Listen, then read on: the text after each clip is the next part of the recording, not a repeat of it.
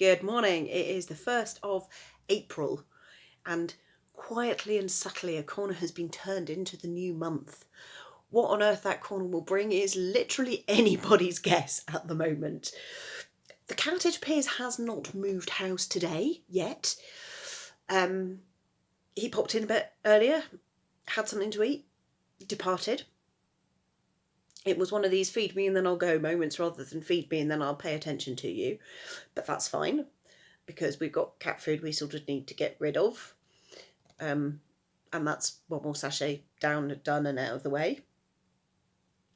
I have a day ahead of me full of glorious possibilities. I've started the day by watching the History Boys, because we've got quite a lot of stuff on our TiVo box that I really need to clear out and sort. And by clear out, I mean watch. I don't know what I'm going to do with the rest of my day. There's probably washing up that needs to be done. There's probably, boring stuff, household stuff. Probably should do some hoovering. But I kind of feel like reading or doing some cross stitch or something that's completely, I'm not going to say pointless, because creativity isn't pointless, but something that I do because I like it, because I want to do it, not because I have to. I just don't know what that is. So at the supermarket yesterday, I bought some more hair dye, which I know is not an essential, but I suspect it will cheer me up slightly. I just don't really want to do that today. I'm just not in the mood for it today. The problem is that hair dye, or the hair dye I use, should be used on unwashed hair. And it's normally suggested that you leave it a couple of days since your previous hair wash to make sure that, I think there's oils on the hair or oils on the skin or something that protects it. I can't remember the exact logic, but that means that my hair is kind of greasy and skanky and not nice at the moment. So yeah, maybe no, I'm not in a hair dyeing mood today. I know I'm not in a hair dyeing mood today.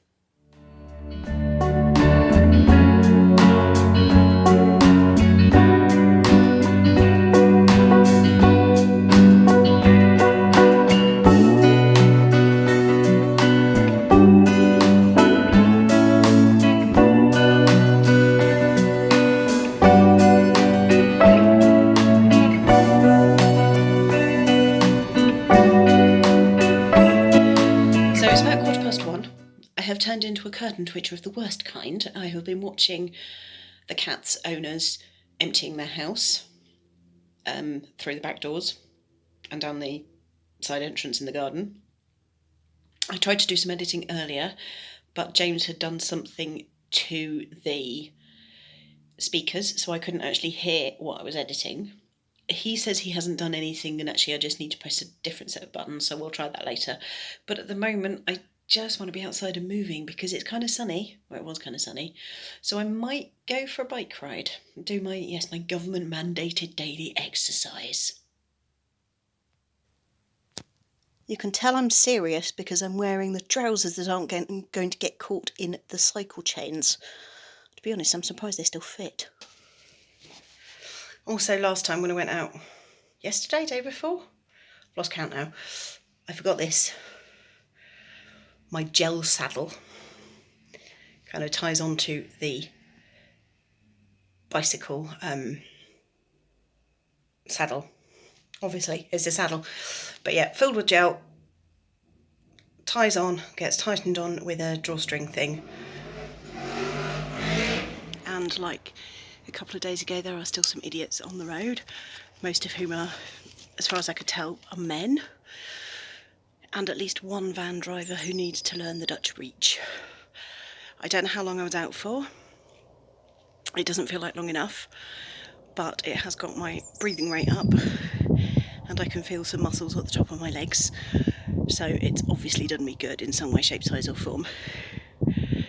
Government mandated exercise for the day. Tick. So the house where the cat used to live has a shed at the bottom of the garden. And we occasionally would see the cat, yes, this is very wobbly, I know. We occasionally would see the cat sunning himself on the shed roof.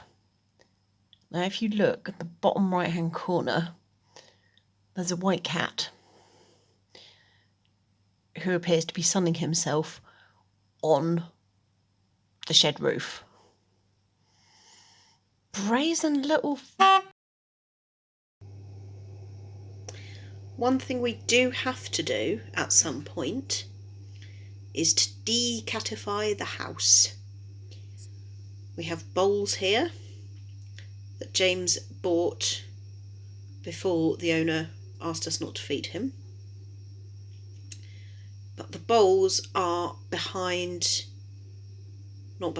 in front of it's actually a shoe rack, but it's loaded with technical bits and pieces. I say technical bits and pieces. There's light bulbs, extension cables, voltmeters, boxes of amps, screwdrivers, all sorts of little bits and pieces like that we need in the house. And what happened when the cat ate the food, he was so enthusiastic about it, he kept pushing the bowl towards the shoe rack and under the bottom shelf. So the reason why that stack of Pepsi is there is to stop him pushing his food bowl under the shelf. Similarly, the reason why the toolbox is there is to stop him pushing the bowl too far over. Because at one point he was very enthusiastic with his bowl, with his food, and his food bowl ended up about there, where my foot is. So those things were put in place to keep his bowl nice and steady. And I don't know why we're having focusing issues, we just are. Yay, unflattering light alert. I am doing some washing up just before James comes home. He's due home in about 25 minutes or so. It's 25 to 9 now.